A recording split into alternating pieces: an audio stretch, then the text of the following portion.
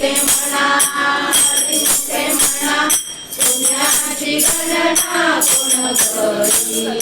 साधू बोध झाला दुनिया ठेवा अनुभवे कापुराची वाती उजळल्या ज्योती आणि समाधी झाली जैसी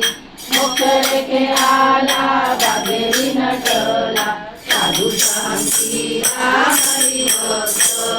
ज्ञानदेवा कोडी संगती सज्जनी हरिशेषणी आत्मसती हरिमुखे म्हणा हरिमुखे म्हणा